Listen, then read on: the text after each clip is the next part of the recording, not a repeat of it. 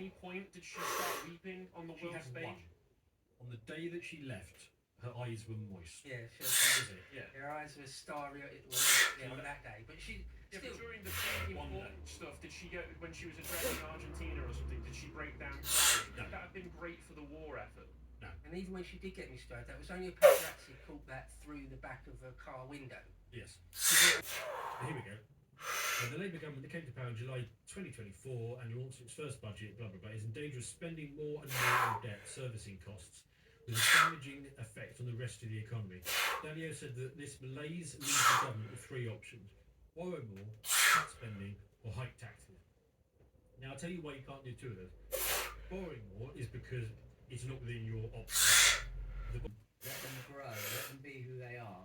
Just keep enough space around them so the state doesn't get in there and turn them into little freaks or weirdos, or their friends don't teach them some mad new vernacular of crap slang, turn them into little droids.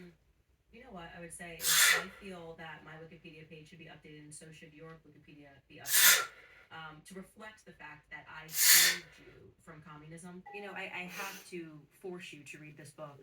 It's in tatters. So I have a book club, and we're reading Ballad of Babylon, and I just... Oh God, what's going on Fantastic. over there? Filthy sleaze. Well, written by Kenneth Anger in the 60s and got banned from the United States because he was a member of the occult and friends with Aleister Crowley, and just basically came out with the secrets of how they established Hollywood, which is not something that we often think about because it's a thing. Stars, the kind of stories that are told, the obvious pagan sort of worship of godlike figures in the form of superheroes, obviously, and good and evil, and the way that those arguments are abnormal. So I feel like Lynch, and a claim like that tells me that yes, or even, I don't know, reasonable luminosity.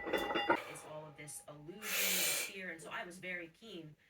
Because Kennedy, he was the only source I had. If you were your mom and you didn't know, information about this vaccine or I was interested in Gardasil, he had the only website, the only organization that was doing work that way, and he was catching a lot of heat for it. So it was very difficult to do it. Yes, Children's health defense. Yeah, the Children's Health Defense.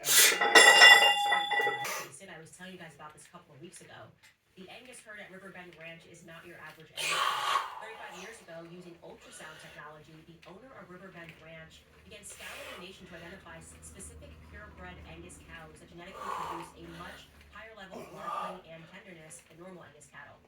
After over 30 years of careful selection and breeding, Riverbend Ranch developed beef that has notably left. And the left, I would say, worships celebrities and Hollywood, and like Taylor Swift writes a post, and so therefore they vote. Same thing, different side of the aisle, in my view, the way that I was looking at it. And then this blow-up happens last week or the week before, and I was just wondering what your take was on that blow-up as you're watching from across the pond. What are you thinking about this kind of? I struggle with a lot of these characters that are being kind of put into the forefront throughout this administration. Whether you're talking about Peter Thiel, who's very close to J.D. Vance, or you're talking about Elon Musk, who was in there for a moment, is I've begun to view everyone through the lens of family. And if you think about Christ, when we say, okay, well, we're leaning towards Christ, we're finding our faith, we're leaning into Christ. What values the cultural legacy of Christianity of value. I like the architecture, like the morality, the idea that life has meaning and value and that we're sacred.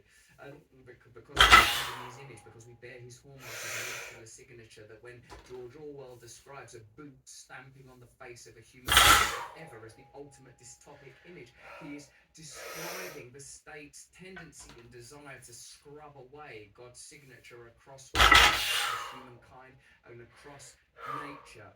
I would say that the sort of Tower of Babel component that's within technological progressivism forward so that we can toil, labour and continue to worship under the illusion that it's never been like this before, whether it's Peterson or Tesla, we're ruling onwards, and now we know that a woman's place isn't in the home, it's in the workplace, and we're the gods of our own bodies, and we're the gods of the vaccine, and we're the gods of the molecules. You can snip off that and stitch up that, this or that or whatever, because you are God, but there is no God. This idea that we're advancing somewhere, that there is a telos and that we're in control, I believe to be the ultimate devil worship, because what it has done is it's posited that human rational power, the power of the individual, was not enlightenment.